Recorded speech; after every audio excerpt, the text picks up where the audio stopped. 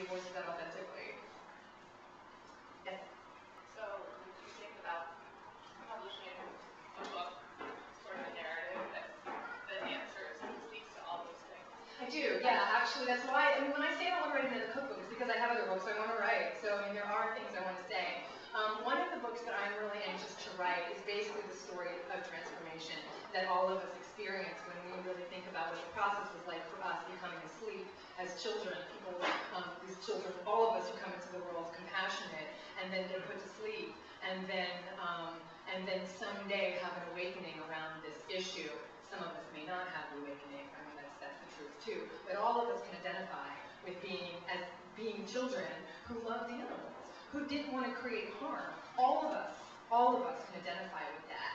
And that's a story that I think is really universal and a story that needs to be talked about. So I really want to talk about that process, and I want to talk about that process also of awakening, because we all come to it from different places and we all come to it from different ways. I can't tell you, the most amazing thing I hear from people who find my podcast say, or come to the cooking classes, and came originally for health reasons. You know, something that had nothing to do with the animals, and that's fine. I don't care where people come from on this. It doesn't matter to me. Although I want them to find their truth.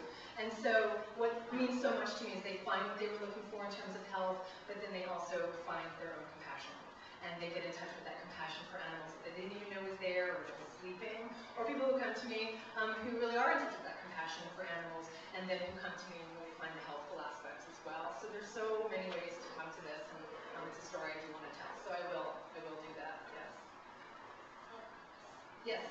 I know, again, you have so much on your plate, but for those of us, there's some of us in this area that are more vegan and, in the animal rights kind of protest arena, that's the way we show our passion and educate people. That's why I think a lot of us are here today as well, is that we respect your position in the community and how you approach the issues, because it comes across differently than those of us who are crazy protesters, so to speak. And so I know you have a lot going on, but maybe another aspect to educate people could be some kind of debate. Maybe PBS or local television or something, where you, as a person who's known in the community, could talk, have a debate with one of these other authors or something, and it wouldn't be just, just to get the word across in a different way, on a broader scale, in the TV media. Anyway, just something to ponder, or to, find somebody else who's on this track and who has the respect that you do, where people don't look at you as being a crazy vegan, as somebody who is just compassionate and presents things in a more eloquent way sometimes, and a way that's more accurate.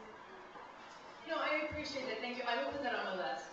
I appreciate that. And I mean, that's probably why I want all of you to have that language. And again, I'm very blessed by the people who write to me and tell me that they find their voice through the podcast. So, sure. I mean, I can do that. I think it also helps just to write to these people and start asking those questions. You can write directly to Michael Pollan, and go to those talks that he's giving and raise your hand and ask those questions. All those people who are in the Bay Area. I mean, Alice Waters and the Michael Pollans and there's so many that we can just go to those places and ask those questions and do it sincerely and do it respectfully and start to have that dialogue. We can definitely all do that. Sure, it'll happen maybe someday, but hopefully it won't be such a debate. I mean, I'd love to just have a dialogue and have a conversation with them about it, but it can't be in a way that's going to be, I mean, that's what TV wants. They want it to be like, this is your extreme position over here, this is your extreme position over here. And what stinks about this whole issue is that I'm on board with them 100%.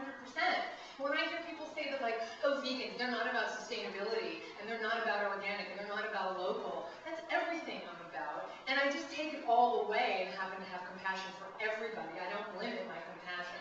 So I'm on board with them, and then we have to work out that little issue right there. So yeah, I'll get on that for sure.